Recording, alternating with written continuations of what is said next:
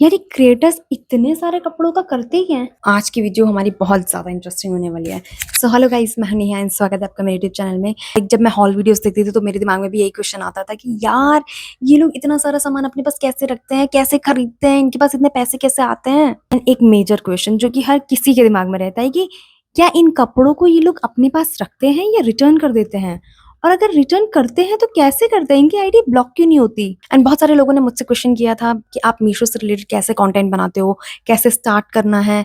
सो इससे रिलेटेड सारे की सारी इन्फॉर्मेशन मैं आज आपको देने वाली हूँ कि किस तरीके से मैं मीशो क्रिएटर क्लब के साथ जुड़ी, एंड किस तरीके से आप भी जुड़ सकते हो, एंड किस तरीके से आप अर्निंग स्टार्ट कर सकते हो। तो चलिए गाइस, बिना टाइम वेस्ट किए let's get started. So guys, अभी तक जैसे कि आपने देखा होगा मेरी जितनी भी वीडियोस हैं वो सारी की सारी हैं मीशो के साथ। सो मेरे ज़्यादातर हॉल्स जो होते हैं वो मीशो से रिलेटेड होते हैं, क्योंकि मैं मीशो के साथ एक तरीके से काम करती हूँ। एक तरीके से काम भी क्या बोलूँ, मीशो की तरफ से मेरे को कॉन्टैक्ट किया गया था।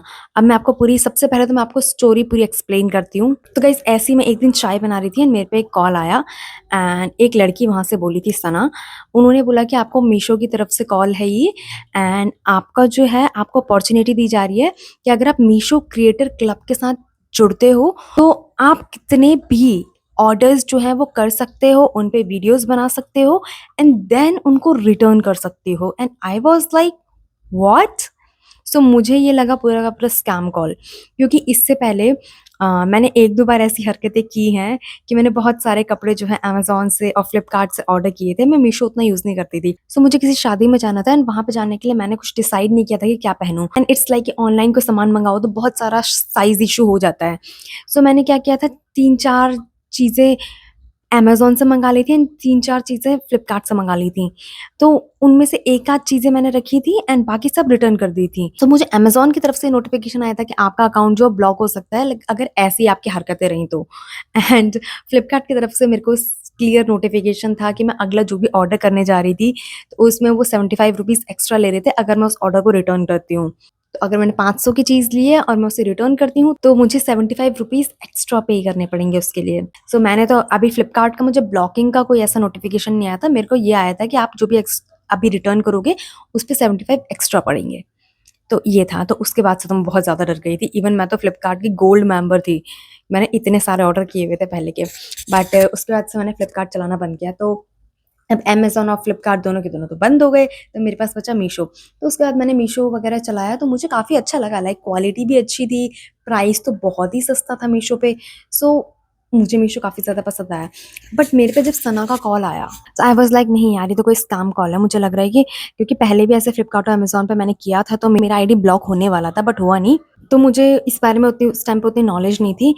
मैंने चैट जीपीटी, मेरा हमेशा का बेस्ट फ्रेंड चैट जीपीटी, उसके साथ मैंने बहुत सारे डिस्कशन किए कि क्या ये स्कैम है, ये हो सकता है, नहीं हो सकता। एंड एक चीज़ मैं आपको बता दूँ कि आप कभी भी चैट जीपीटी से अगर ऐसे कोई भी क्वेश्चन करते हो जिसमें कि ये स्कैम हो सकता है, फ्रॉड हो सकता है, भाई उसको कितनी भी पॉजिटिव चीज़ें वो निकाल दे, पर वो लास्ट में ये चीज़ ज़रूर बोलता है कि हाँ, इसके चांसेस हैं कि स्कैम हो सकता है, तो ध्यान से। सो सब कुछ पढ़ने के बाद लास्ट में जब मैं ये लाइन पढ़ती थी आई वाज़ लाइक नहीं यार, स्कैम हो सकता है।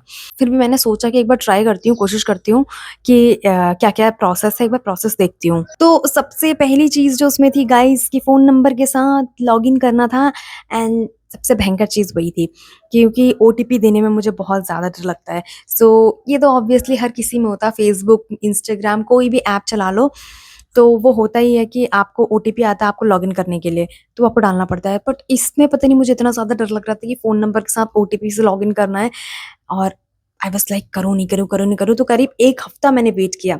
1 हफ़्ते बाद मैंने जैसे-तैसे करके लॉगिन कर ही दिया। तो उस टाइम पे जो उन्होंने मेरे को साइट दी थी, मैं साइट मतलब पूरा क्रोम पे मेरा ये सब चल रहा था, मैंने क्रोम पे लॉगिन किया एंड मेरा मीशो वहाँ पे खुल रहा था। पर वहाँ पे मुझे एक एक्स्ट्रा ऑप्शन मिला हुआ था मीशो क्रिएटर क्लब का, जो कि मुझे सिर्फ़ साइट में दिख रहा था। उस टाइम तक मेरी ऐप में वो चीज़ अपडेट नहीं हुई थी। तो 1 या 2 दिन लगे ऐप में दिखने में, थोड़ा-सा लेट था। उसके बाद वहाँ से आपको सारा दिख जाएगा, आपकी कितनी अर्निंग हुई, कैसे हुई। अब ये अर्निंग होती कैसे है? जैसे ही आप मीशो में क्रिएटर बन के लॉगिन करते हो, सबसे पहला काम जो आपको करना होता है, जो कि सामने से सना ने भी मुझे बोला था कि आप अपनी इंस्टाग्राम जो है वो कनेक्ट करो। सो इंस्टाग्राम सबसे पहले मैंने अपने कनेक्ट किया था मीशो के साथ। सबसे पहले इंस्टाग्राम पे जैसे आप नॉर्मली कंटेंट पोस्ट करते हो वैसे पोस्ट करना है। उसके बाद आपने क्या करना है, मीशो पे जाना है एंड वहाँ से आप सेंड डीएम लाइक ऐसे लिंक्स आते हैं ना कि आप कहीं पे भी लिंक लिखते हो तो उनको डायरेक्टली डीएम हो जाता है प्रोडक्ट से रिलेटेड डिटेल्स, वही करना है। तो वहाँ पे एक ऑप्शन होता है जहाँ से आप डायरेक्टली अपनी रील को कनेक्ट कर सकते हो। कोई भी अगर जैसे लिंक लिखता है तो उनके पास डायरेक्टली वो डीएम चला जाता है। So this is automatic. तो ये इनका अपना अलग से फीचर है ना। वहीं से मीशो के थ्रू ही आप फेसबुक के लिए, यूट्यूब के लिए लिंक्स जो है उन्हें जनरेट कर सकते हो।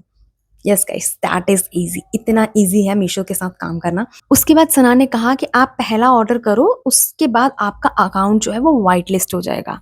Yes guys, white list. So this is the main thing जो कि सारे क्रिएटर्स के साथ होता है।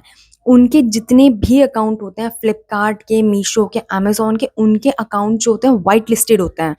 वाइट लिस्टेड बोले तो उनका अकाउंट में वो कितनी भी चीजें रिटर्न कराएं, उनका अकाउंट कभी ब्लॉक नहीं होगा, कोई भी उनको नोटिफिकेशन नहीं जाएगा। तो यस, मेरा भी मीशो का अकाउंट जो है वो वाइट लिस्टेड है। तो आई वाज लाइक, पहले तो मैंने ऑर्डर किया 5 ऑर्डर, 7 ऑर्डर, फिर मैंने रिटर्न किया तो कोई प्रॉब्लम नहीं हुई। बट इवन देन मैंने एक बार सना को पूछा जो कि सना एटलीस्ट एक लाइक मैक्सिमम नंबर बता दो कि इतना तक आप ऑर्डर कर सकते हो, उसके बाद में भी कोई प्रॉब्लम हो सकती है। सो मैंने उसको बोला, मैंने कहा सना कितना ऑर्डर तक हम कर सकते हैं? उसने कहा n numbers. And I was like, n numbers मतलब कितने भी ऑर्डर कर सकते हैं हम? सो यस गाइस, तो उसके बाद से मुझे पता चला कि मैं कितना भी ऑर्डर कर सकती हूँ एंड उसको रिटर्न कर सकती हूँ। सो उसके बाद से मैंने हॉल वीडियोस बनाने शुरू किए। तो यही था मीशो क्रिएटर क्लब का एक बेसिक सा ब्रीफ। अभी मतलब बाकी क्रिएटर्स जो हैं वो सिर्फ मीशो क्रिएटर क्लब नहीं हो, फ्लिपकार्ट, अमेजोन बहुत तरीके से ये सब अर्निंग्स करते हैं। तो वो अलग अलग जो है प्लेटफॉर्म्स उनके थ्रू अर्न करते हैं। मैं आपको बता दूं कि जो मीशो क्रिएटर क्लब है वो ही एक डिफरेंट है जो मीशो अपनी तरफ से चलाता है। ठीक है, फ्लिपकार्ट एंड अमेजोन का ऐसा अपना कुछ भी नहीं है। ये इनमें जो अर्निंग्स होती हैं ये होती हैं विश लिंक या फिर हॉल पैक या लहला, इन सब ये जो एप्लीकेशंस हैं एफिलिएट वाले, इनके थ्रू होती है। ठीक है, तो सिर्फ मीशो ही है जिसका अपना डिफरेंट सा प्लेटफॉर्म है जिसके थ्रू आप डायरेक्ट अर्निंग कर सकते हो। फ्लिपकार्ट, अमेजोन, मिंत्रा इन सब का सोर्सिंग के थ्रू होता है। उसके लिए मैं डिफरेंट वीडियो बनाऊंगी अगर आपको चाहिए तो मेरा जो मेन चीज थी जिसके थ्रू मुझे कॉल आया था मीशो की तरफ से, वो था मेरा इंस्टाग्राम। सो मेरे इंस्टाग्राम पे उस टाइम पे आई थिंक 15 से 16,000 फॉलोअर्स थे एंड मैं फैशन से रिलेटेड कंटेंट बनाती भी नहीं थी।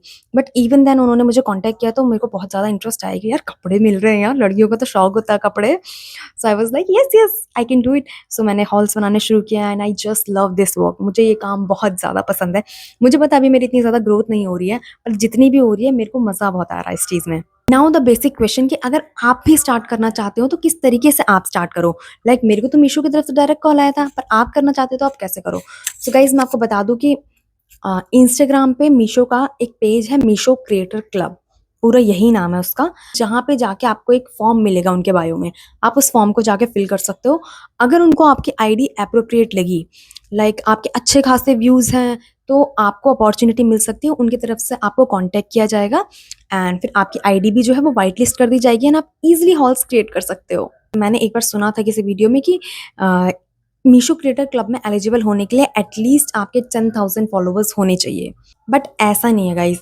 मुझे लगता है कि अगर आपकी रीच बहुत ज़्यादा अच्छी है एंड आपके 10,000 फॉलोअर्स नहीं भी हैं, इवन देन आप जाके उस फॉर्म को एक बार फिल कर दो। क्या पता मीशो वालों को आपका कंटेंट अच्छा लग जाए या फिर क्या पता आपकी रीच अच्छी हो तो उसके अकॉर्डिंग भी आपको जो है अपॉर्चुनिटी मिल सकती है। बट अगर आपके 10,000 फॉलोअर्स हैं एंड अगर आप ये सोच रहे हो कि यार मैं अपनी आईडी में ये सब चीज़ें अचानक से फैशन का कैसे डालूं, लाइक मैं तो ब्यूटी कंटेंट क्रिएटर हूँ या मैं कुछ और कंटेंट क्रिएटर, आप किसी भी चीज़, लाइक आप कुछ भी चीज़ अपलोड करते हो अपने इंस्टाग्राम पे, अगर आपके 10,000 है, अगर आप ये सोच रहे हो कि मेरा कंटेंट बिल्कुल ही अलग हो जाएगा, सो गाइज मैं क्या करती हूँ कि सबसे पहले तो ट्रायल रील्स का यूज़ करती हूँ।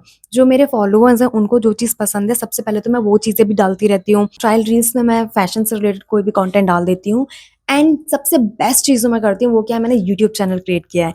एंड सबसे अच्छी चीज़ ये है कि अगर आपको इंस्टा की तरफ से मीशो का कोई कॉन्टैक्ट आया है तो आप अलग से यूट्यूब पे उसे बना के डाल सकते हो। लाइक यूट्यूब पे ये चीज़ें बहुत ज़्यादा चलती हैं, तो मैं इंस्टा के रील्स के लिए जो कंटेंट बनाती हूँ मैं यूट्यूब के शॉर्ट्स पे डाल देती हूँ एंड हफ्ते में 1-2 बार मैं जो है हॉल वीडियोस जो है वो क्रिएट कर लेती हूँ, क्योंकि जब सामान आ रहा है तो क्रिएट मेहनत करने में क्या जा रहा है। एंड वन मोर थिंग जो आप कर सकते हो वो है कि न्यू इंस्टाग्राम पेज बना लो। वहां पे जाके आप पूरा का पूरा अपना फैशन से रिलेटेड कंटेंट डाल सकते हो या फिर कोई भी सामान, मीशो से रिलेटेड सामान, नॉट ओनली कि कपड़े या ज्वेलरी, इन्हीं सब से रिलेटेड कंटेंट बनाना है।